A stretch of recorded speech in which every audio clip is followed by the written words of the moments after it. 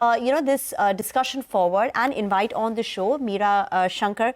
She is the former ambassador to the US, a seasoned diplomat, and she's now joining us on the show. Thank you very much for joining in, ma'am. First it was the 50% tariff, then the sanctions waiver on Chabar port. And this latest salvo from the Trump administration. Are India-US ties worsening, to your mind? Definitely. I don't think, that infliction of economic costs and economic pain on India is going to lead to a healthy relationship in the medium or long run, or even in the short run. Clearly, the US has decided to squeeze India economically for whatever reasons it has chosen to.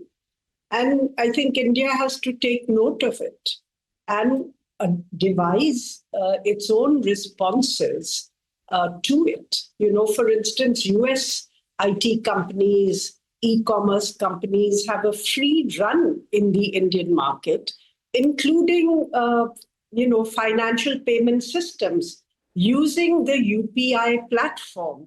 The platform is being developed by an Indian, but both Google as well as Amazon, they have their own payment systems. And essentially, they're getting a commission on every financial transaction in India as a result. So you don't have to, take drastic action, but surely there are limited actions which one could take to say that this is not a one-way street. But can you tell us how India might respond? At the end of the day, diplomatically, we have to protect the interests of our IT workforce there, and even otherwise. We've so far at least not gone down the path of retaliation. Will that continue? And again, to that point, how should we respond? Well, it depends. I think clearly, the US has far more leverage than you have.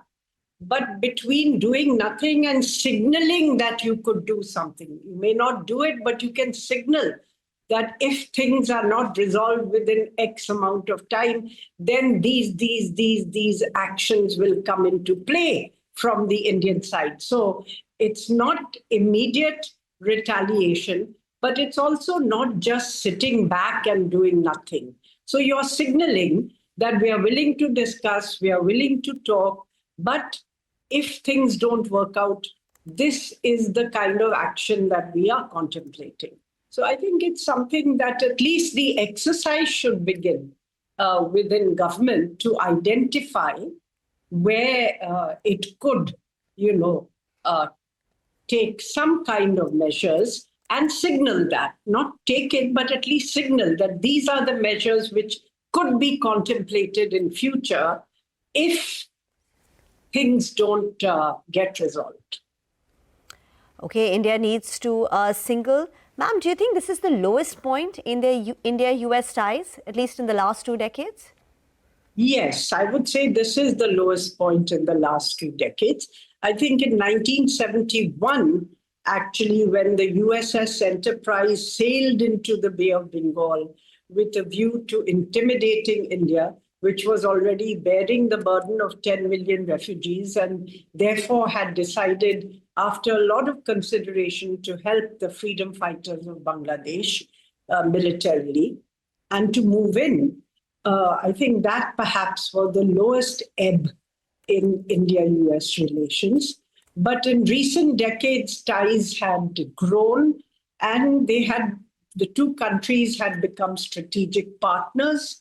And also, I think what is surprising is that there is no fundamental conflict of interest between the two countries.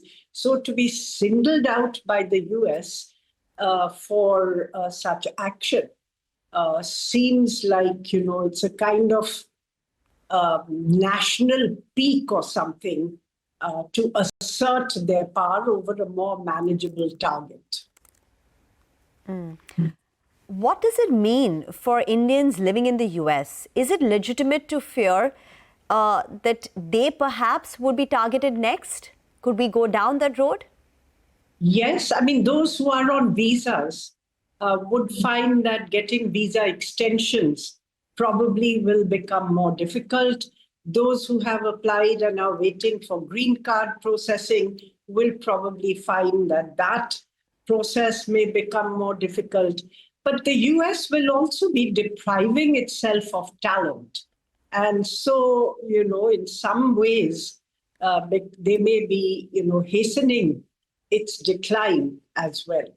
So this kind of protectionism, where the openness which the US economy enjoyed, and that made it innovative because they were able to get the best people from all over the world to come and work there. They had excellent universities, research institutions. Those are now under pressure.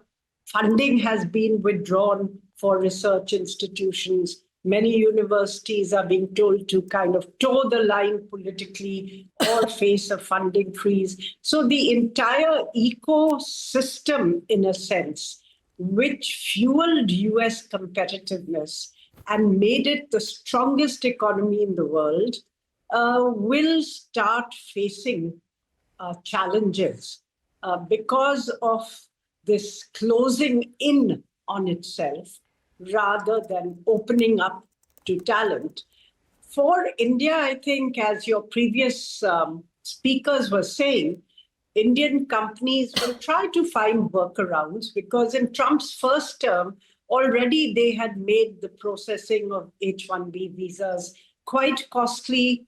The previous Obama administration had virtually made it clear that about 50% of the workers should at least be American citizens.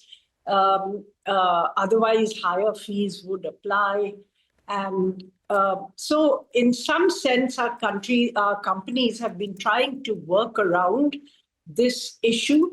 But, we don't know if it's going to stop here. We say that this will fuel offshore development or the setting up of global capability centers in India. Will those be targeted next? We really don't know, because it seems to be kind of a spiraling ladder of action which the US is taking. Now, partly it's driven by their own domestic politics as well, because it's a strong anti-illegal immigration platform on which Trump got elected. It's a strong platform to promote American citizens for employment within America, to stop outshoring, to go back on globalization. So in some sense, President Trump is implementing the agenda on which he got elected, but it's selective implementation, because the largest trade deficit with the US has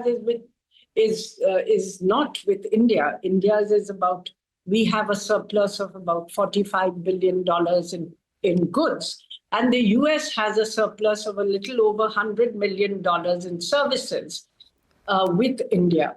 But it's China, which has a surplus of almost $300 billion with the US. It's, it's not going to resolve US issues because they are really, what could I say, pussyfooting around their biggest challenge and veering between accommodation and competition. So some strands want to work out a deal with China, focus on homeland security and defense of the Americas, leave the rest of the world to its own resources.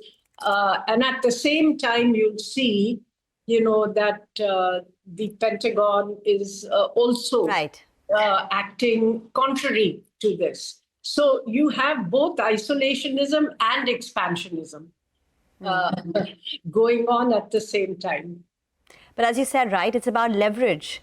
And compared to the US, India seems to have less leverage, or even compared to what China perhaps has on US. We understand that Piyush Goyal is headed to the US. What should be his priority, very quickly?